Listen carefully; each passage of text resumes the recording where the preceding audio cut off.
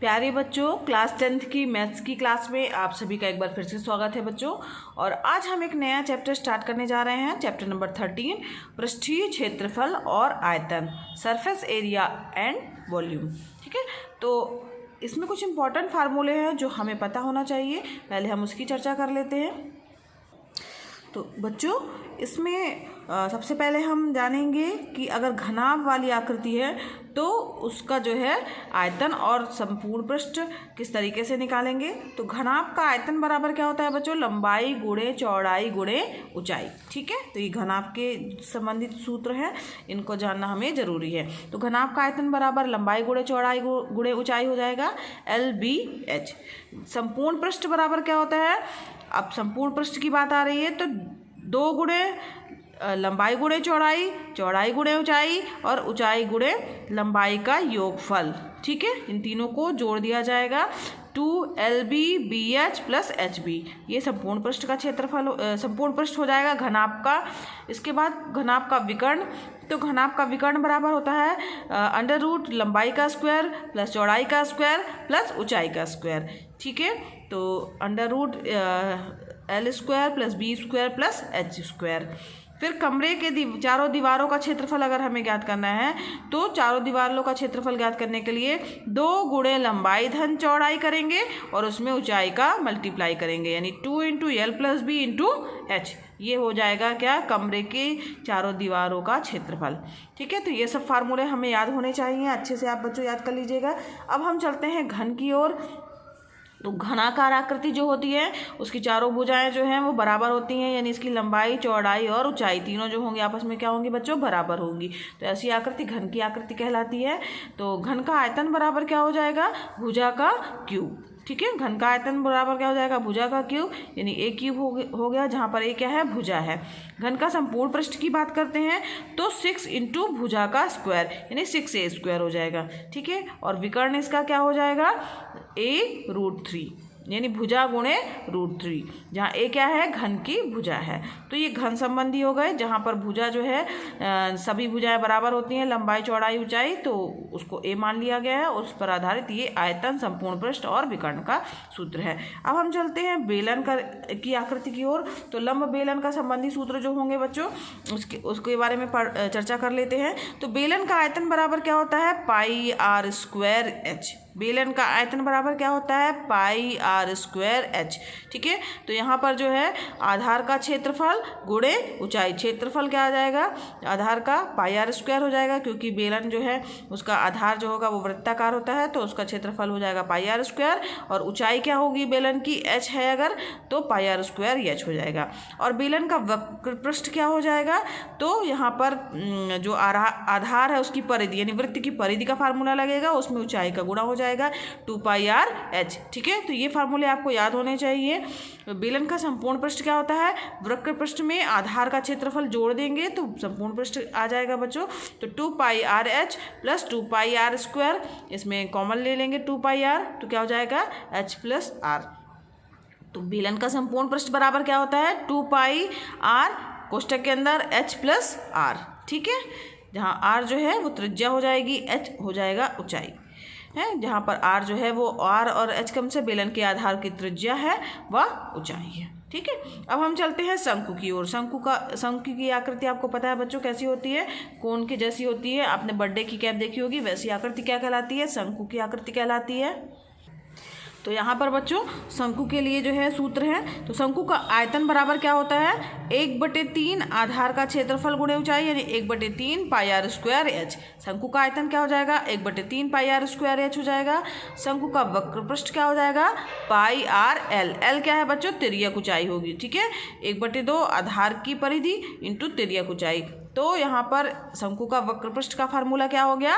πrl। ठीक है, यहाँ पर शंकु का संपूर्ण पृष्ठ की बात करें तो क्या होगा? तो वक्र पृष्ठ में 2 गुणे आधार का क्षेत्रफल कर देंगे तो हमारे पास में संपूर्ण पृष्ठ आ जाएगा, यानी इसका संपूर्ण पृष्ठ का फार्मूला होता है πr इंटू कोष्ठक के अंदर एल प्लस आर। ठीक है, शंकु का संपूर्ण पृष्ठ बराबर क्या होता है, पाई आर कोष्ठक के अंदर एल प्लस आर।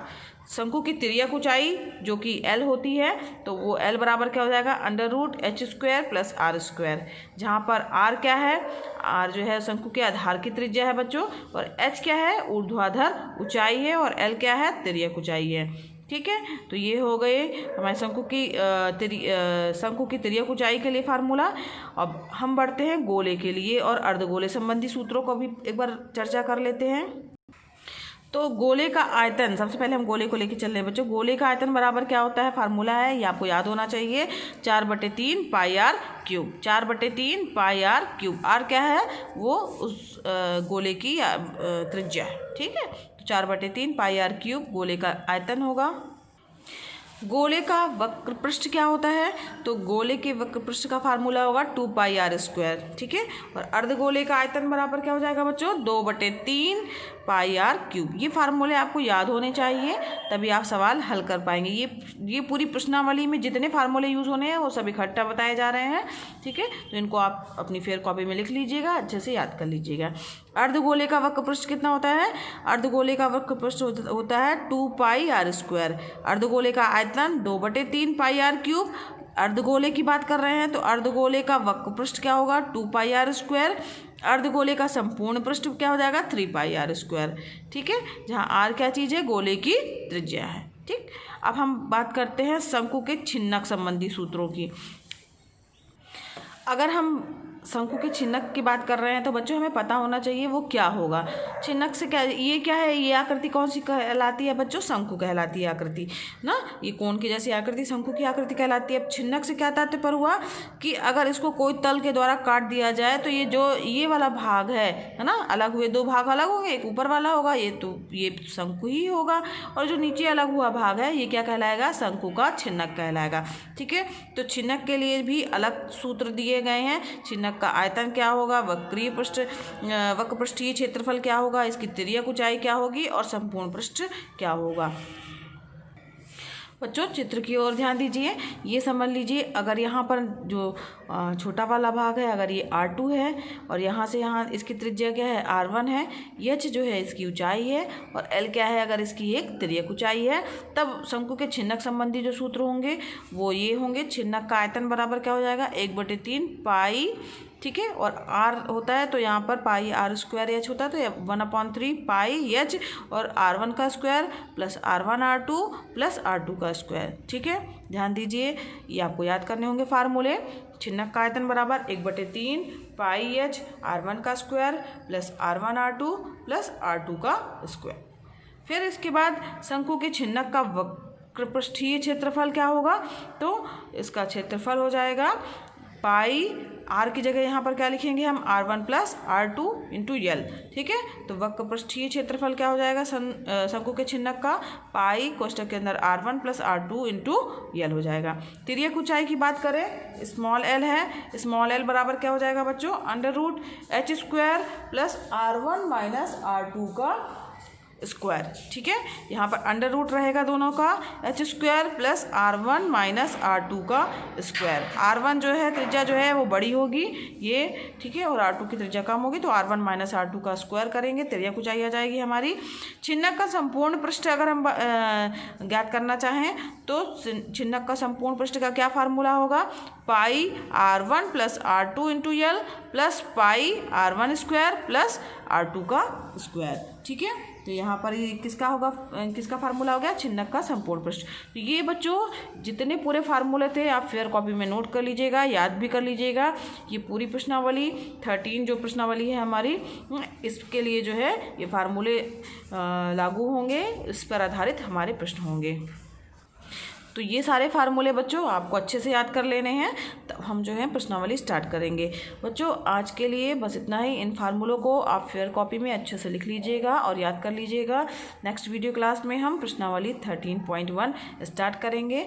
बच्चों अगर पढ़ाना पसंद आ रहा हो तो वीडियो को लाइक कीजिएगा, चैनल पर नए हैं तो चैनल को सब्सक्राइब कीजिए। ये वीडियो क्लासेस एकदम फ्री हैं, तो आप भी इसका लाभ लीजिए, दूसरे बच्चों को भी शेयर कीजिए ताकि वो भी इसका लाभ ले सके। धन्यवाद बच्चों, मिलते हैं नेक्स्ट वीडियो क्लास में।